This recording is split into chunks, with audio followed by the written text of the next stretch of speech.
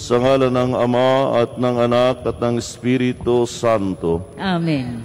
Sumainyo ang Panginoon. At sumainyo rin. Mga kapatid, tayo sama-sama magpurit magpasalamat sa Diyos. Ngayon tayo muli niyang tinitipon bilang nagkakaisa niyang bayan. Ating itaas sa Panginoon ang ating mga intensyon at panalangin, lalo na ngayong tayo nagdidibusyon sa ating Santo Patrong si San Fernando.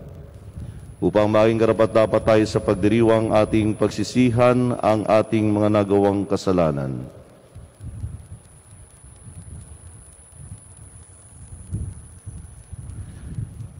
Inaamin ko sa makapangyarihang Diyos at sa inyo mga kapatid na lubha akong nagkasala sa isip, sa salita at sa gawa sa aking pagkukulang, kaya'y sinasamo ko sa mahal na Birheng Maria, sa lahat ng mga anghel at mga banal, at sa inyo mga kapatid na ako ay panalangin sa Panginoong ating Diyos. Kaawaan tayo ng makapangyarihang Diyos, patawarin tayo sa ating mga kasalanan, patnubayan tayo sa buhay na walang hanggan. Amen.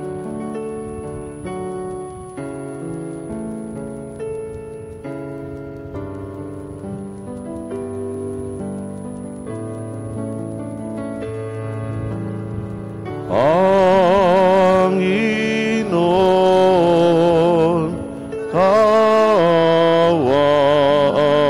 mo kami. Panginoon, kaawaan mo kami. Kristo, kaawaan mo kami. Kristo, kaawaan mo kami. Panginoon, kaawaan mo kami.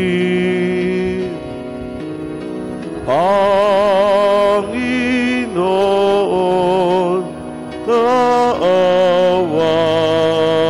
mo kami. Manalangin tayo.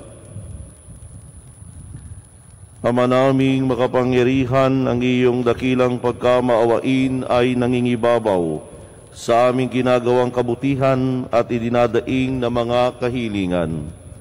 Ang kagandahang loob mo sa amin ay gawin mong mag-umapaw upang ang kasalanang ipinangangambang ihingi ng kapatawaran ng budhi naming takot na ikaw ay lapitan, ay iyong patawarin ng lubusan, at ang ipinag-aalangan naming hilingin sa pagdarasal ay iyong pagbigyang aming makamtan sa pamamagitan ni Jesucristo kasama ng Espiritu Santo magpasawalang hanggan. Amen. Ang lahat po ay magsiupo.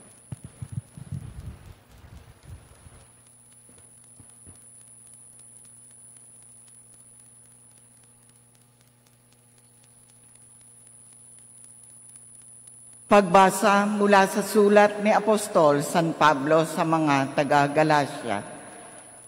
Nahihibang na ba kayong mga taga-Galasya? Sino ang nakagayuma sa inyo? Maliwanag na ipinahayag sa inyo ang pagkamatay ni Jesucristo sa krus. Ito lamang ang ibig kong malaman sa inyo. Tinanggap ba ninyo ang Espiritu dahil sa pagsunod sa kautusan o dahil sa inyong pakikinig at paniniwala sa mabuting balita tungkol kay Kristo? Napakahangal ninyo. Nagsimula kayo sa Espiritu at ngayon nagwawakas sa laman. Wala na bang halaga ang naging karanasan ninyo? Marahil naman ay mayroon. Bakit ba ipinagkakaloob sa inyo ng Diyos ang Espiritu? Bakit ba siya gumagawa ng mga himalat dahil ba sa inyong mga gawa ayon sa kautusan o dahil sa inyong paniniwala sa mabuting balita? Ang salita ng Diyos. Salamat sa Diyos.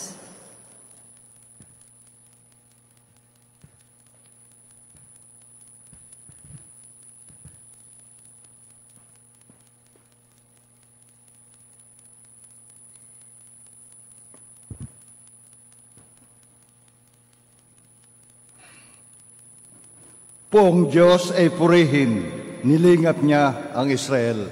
Poong Diyos ay purihin, nilingap niya ang Israel. Nagpadala ang Diyos sa atin ng isang makapangyari at tagapagligtas mula sa lipi ni David na kanyang lingkod. Pinangako niya sa pamamagitan ng kanyang mga banal na propeta noong una. Poong Diyos ay purihin, nilingap niya ang Israel. Na ililigtas niya tayo sa ating mga kaaway at sa kamay ng lahat ng nampapuot sa atin. Pinangako rin niya na kahahabagan ang ating mga magulang at aalalahanin ang kanyang banal na tipan. Poong Diyos ay purihin, nilingap niya ang Israel. Iyan ang sumpang binitiwan niya sa ating amang si Abraham, na ililigtas tayo sa ating mga kaaway upang walang takot na makasamba sa Kanya at maging banal at matuwid sa Kanyang paningin habang tayo'y nabubuhay. Poong Diyos ay purihin, nilingap niya ang Israel. Ang lahat po ay magsitayo.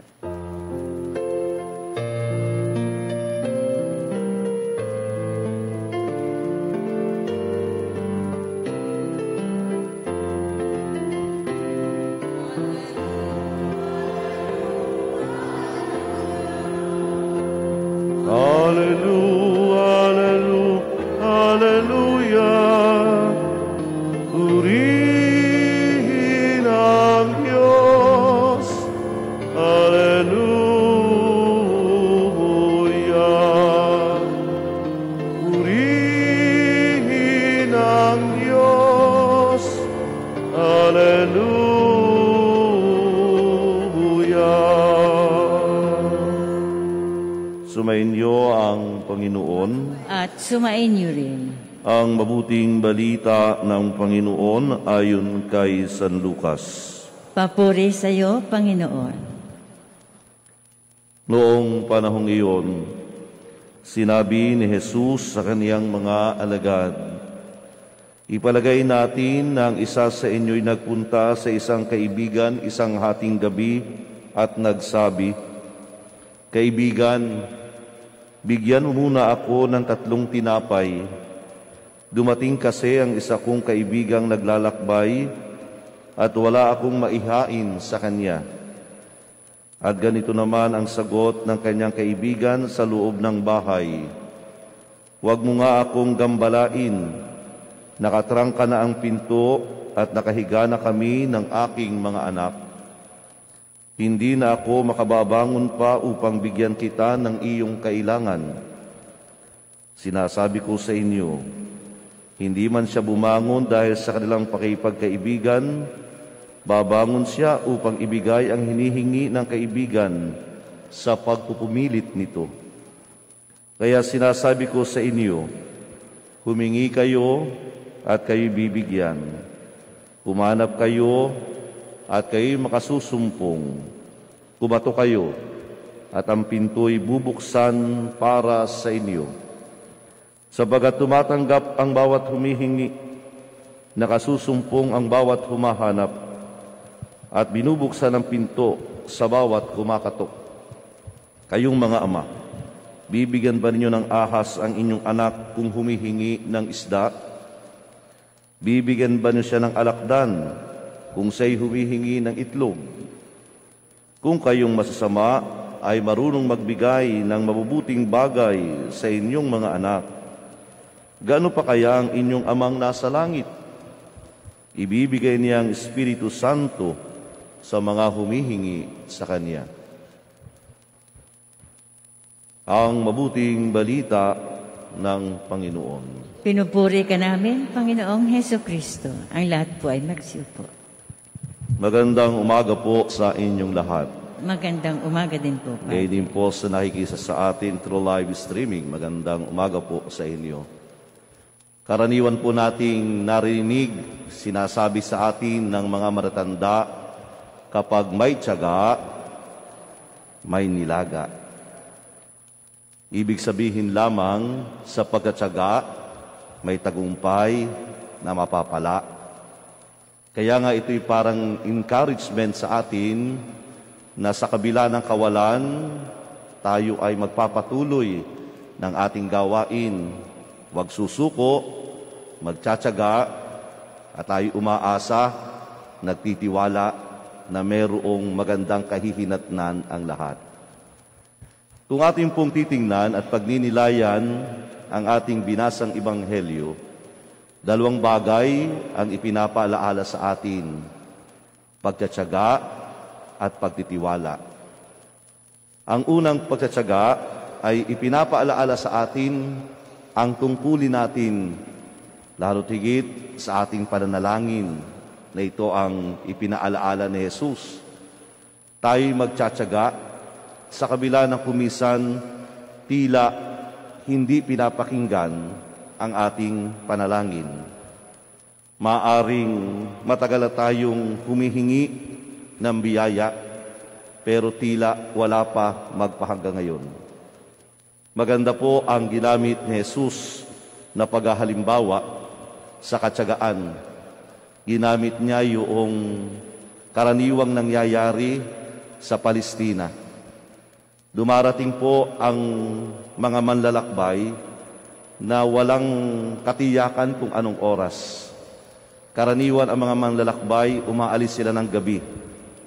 Dahil pag umaga o araw, mainit, kaya mas komportable kapag gabi sila naglalakbay. At kung malapit din laang naman, maaring hating gabi sila darating sa kanilang patutunguhan. Katulad ng ating napakinggan sa ating binasang Ebanghelyo.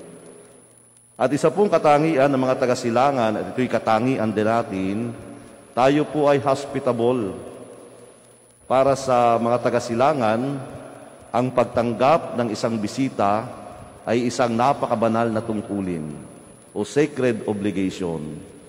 Kaya nga, gagawin natin ang lahat o gagawin nila ang lahat para sa kanilang dumating na bisita. Ganon din naman po tayo, di po baga? Nasukdo lang tayo mangutang para lamang may maipakain sa ating bisita. Kumisan ilalabas pa natin yung mga mamahalin nating kagamitan kapag dumating ang isang bisita. Kahit yung katago-tago mong pagkain, kahit na kay kakain, ibibigay pa rin sa bisita. Lalo na kapag ang bisita ay si Father. Di ba, no? Alam natin yan sa mga MSK. Gagawin ang lahat. So, hindi ho katakataka. Ganon ang nangyari doon sa ating binasang Ebanghelyo. May dumating at dahil ito'y obligasyong kanyang pakainin, nagkataong wala siya, pumunta siya sa kaibigan, pero nakasara na ang pinto.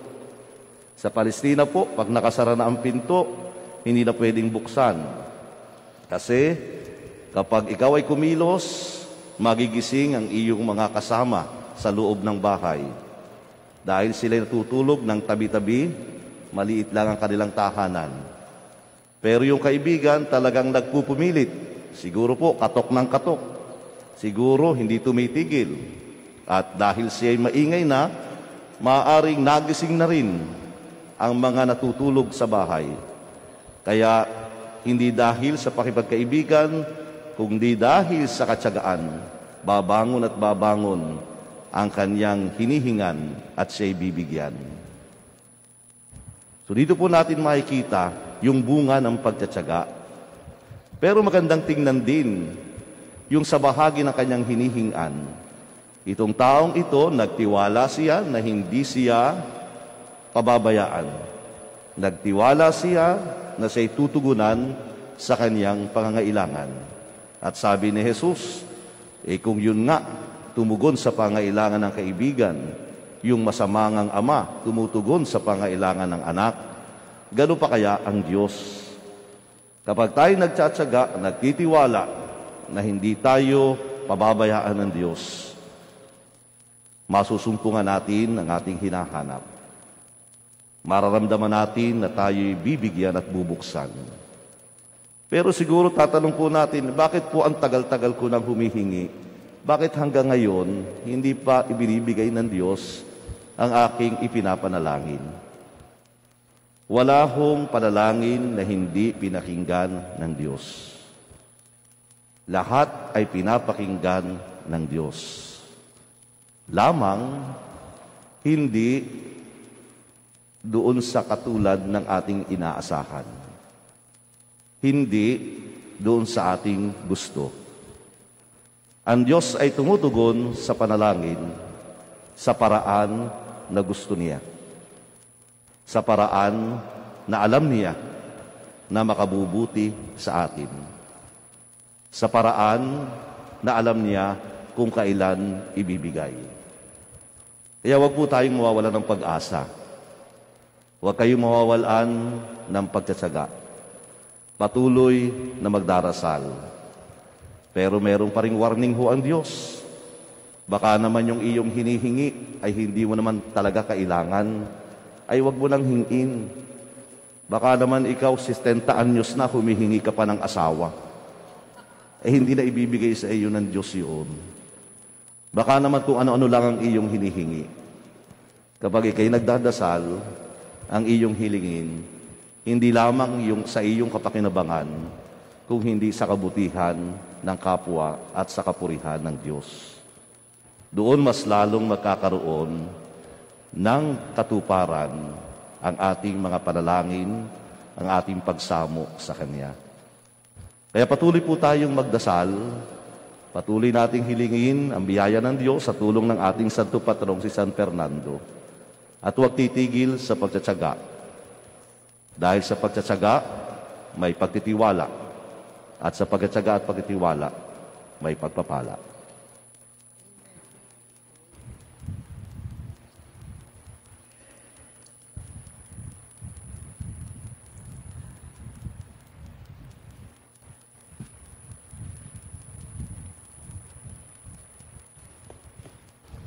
Magsitayo na po tayo.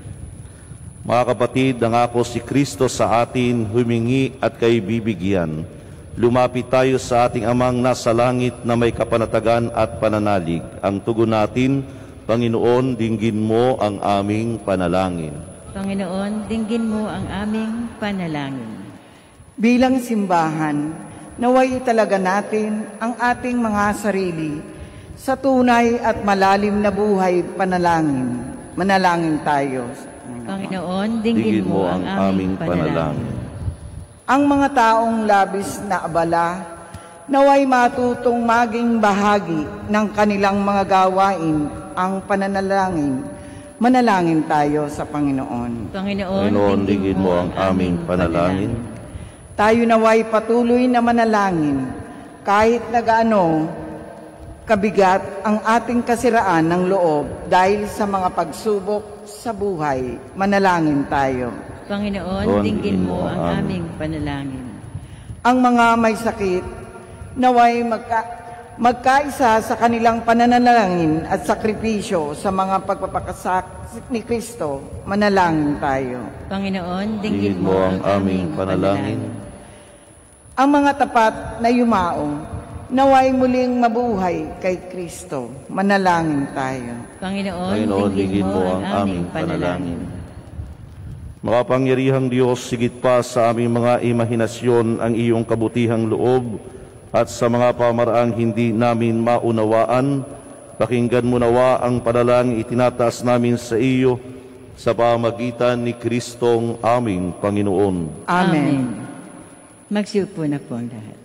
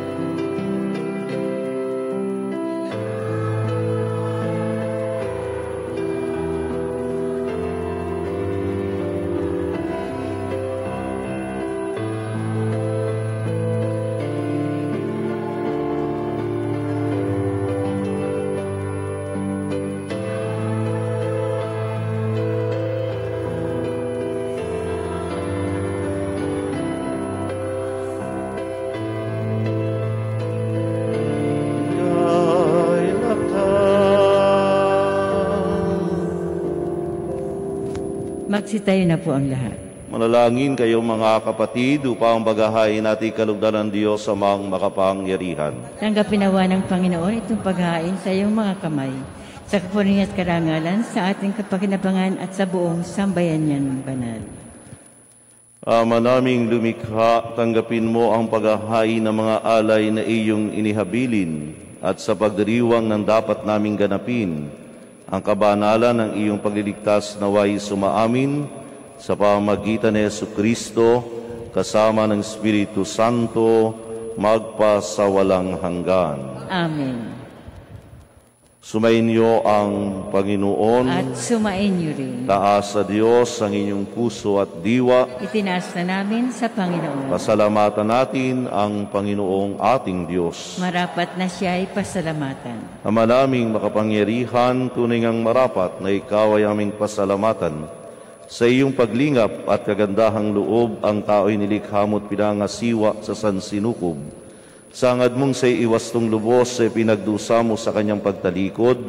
Sa iyong paggiliw, iyong ipinahintulot na makabalik siya sa pamamagitan ni Kristo Jesus. Kaya kaysa ng mga anghel na nagsisiawit ng papuri sa iyo, nang walang humpay sa kalangitan, kami nagbubunyi sa iyong kadakilaan.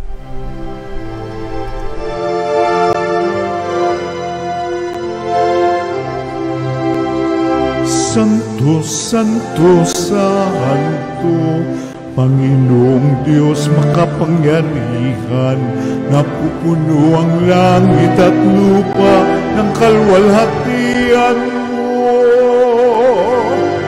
Hosana sa kaitaasan,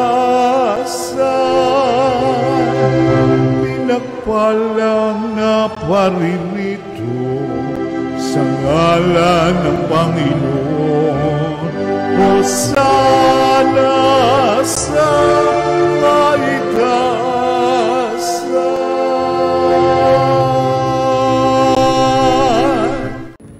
Ama naming banal, ikaw ang bukal ang talang kabanalan, kaya't sa pamagitan ng iyong Espiritu, gayunong banal ang mga kaloob na ito, upang para sa amin ay maging katawan at dugo ng aming Panginoong Hesukristo. Bago niya pinagtiisa ang kusang loob na maging handog, hinawakan niyang tinapay, pinasalamatan ng kaniya, pinaghati-hati niya iyon, iniabot sa kaniyang mga alagad at sinabi, tanggapin ninyong lahat ito at kanin. Ito ang aking katawan na ihahandog para sa inyo.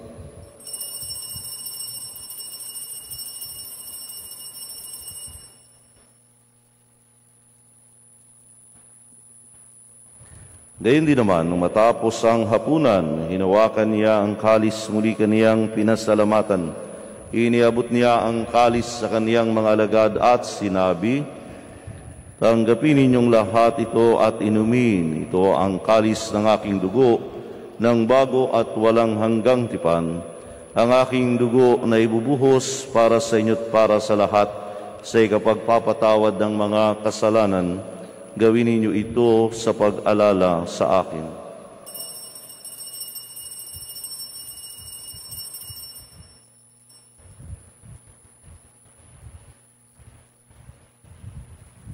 Ipagbunyi natin ang misteryo ng pananampalataya. Kristo'y namatay, si Kristo'y nabuhay, Kristo'y babalik sa wakas ng panahon. Ama, ginagawa namin ngayon ang pag-alala sa pagkamatay at muling pagkabuhay ng iyong anak. Kaya tiniaalay namin sa iyo ang tinapay na nagbibigay buhay at ang kalis na nakakaloob ng kaligtasan. Kami nagpapasalamat dahil kami iyong minarapat na tumayo sa harap mo para maglingkod sa iyo. Isinasamo namin kaming magsasalo-salo sa katawan at dugo ni Kristo ay buklod sa pagkakaisa sa pamagitan ng Espiritu Santo. Amalingapin mo ang iyong simbahang laganap sa buong daigdig. Puspusin mo kami sa pag-ibig kay San Francisco na aming Papa, ni Melrey na aming Obispo at ng Talang Kaparian. Alalahanin mo rin ang mga kapatid naming nahimlay na may pag-asang sila'y muling mabubuhay, gayon din ang lahat ng mga pumanaw. Kawaan mo sila't patuloyin sa iyong kaliwanagan. Kawaan at paginabatin kaming lahat na makasalo sa iyong buhay na walang wakas. Kaysa na mahal na Birheng Maria na ina ng Diyos, ni San Jose na kaniyang esposo, kaysa na mga apostol ni San Fernando at ang lahat ng mga banal na namuhay dito sa daigdig ng kalugod-lugod sa iyo, may pagdiwang nawa namin ang pagpupuri sa kararangal mo sa pamamagitan ng iyong anak na aming Panginoong Hesu Kristo.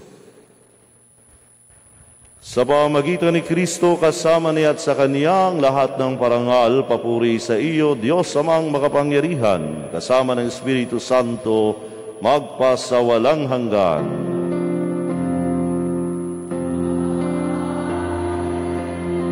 Amen. Amen.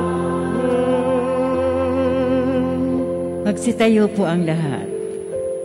Bilang nagkakaisang mga anak ng Diyos, sama-sama tayong tumawag sa ating Ama sa Langit.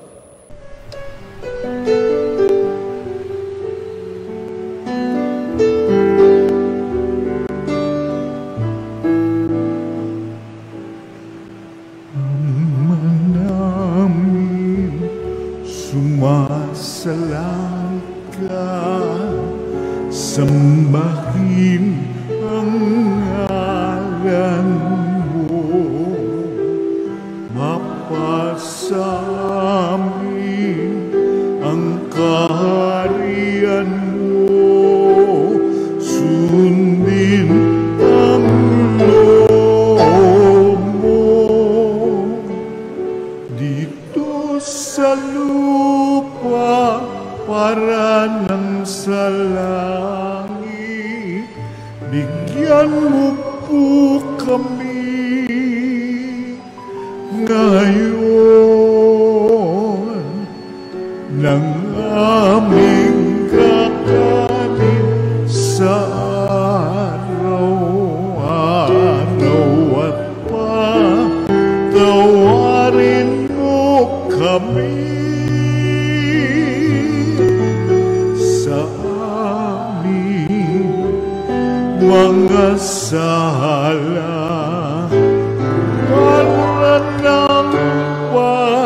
Pagpapatawan namin sa nagkakasala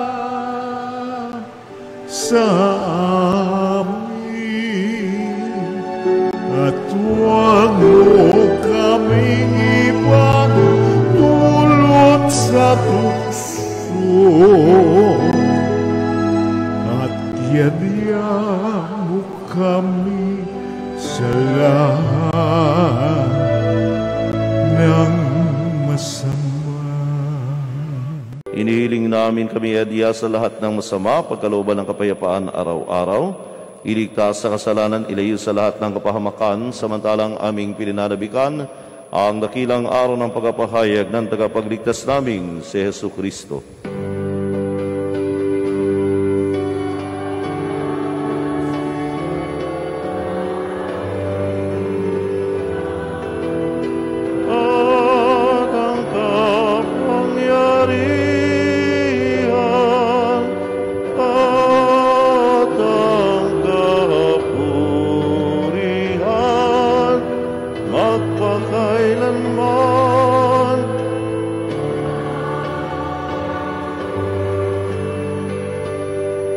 Panginoong Hesu Kristo, sinabi mo sa iyong mga apostol, kapayapaan ang iniiwan ko sa inyo, ang aking kapayapaan ang ibinibigay ko sa inyo. Tunghayan mo aming pananampalataya, huwag ang aming mga pagkakasala. Pagkalooban mo kami ng kapayapaan, pagkakaisa ayon sa iyong kalooban, kasama ng Espiritu Santo, magpasawalang hanggan. Amen. Ang kapayapaan ng Panginoon ay laging sumainyo, At sumainyo rin. magbigayan kayo ng kapayapaan sa isa't isa.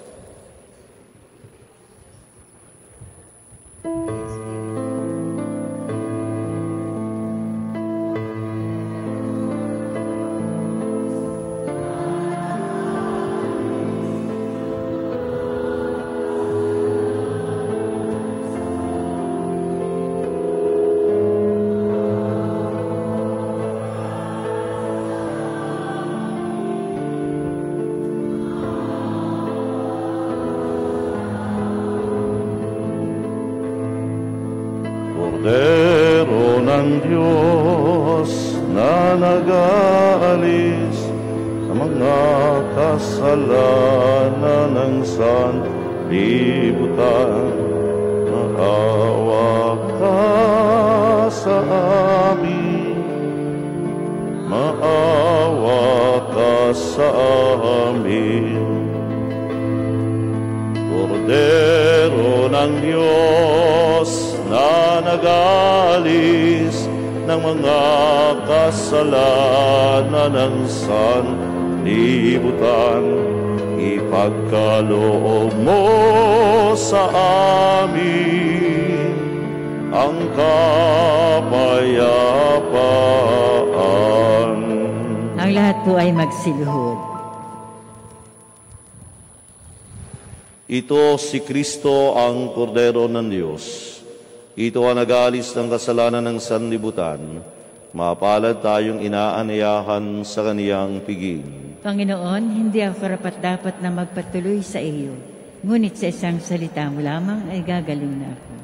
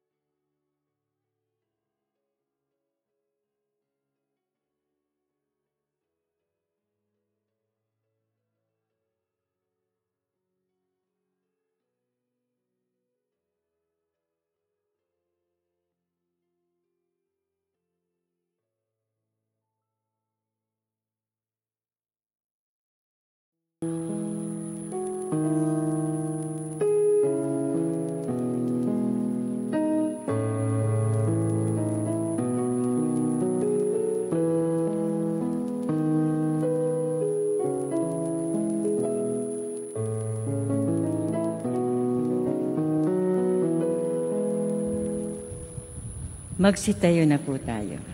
Manalangin tayo. Ama naming mapagmahal, ipagkaloob mong sa wagasalo namin sa pagkait inuming banal, kami ay maging katawan ni Kristo na aming pinakinabangan sa pamagitan niya kasama ng Espiritu Santo magpasawalang hanggan. Amen. Sumainyo ang Panginoon At sumainyo. at pagpalain kayo ng makapangyarihang Diyos, Ama at Anak at Espiritu Santo. Amen. Tapos na ang ating pagdiriwang, humayo kayo, magtiyaga at magtiwala. Salamat sa Diyos.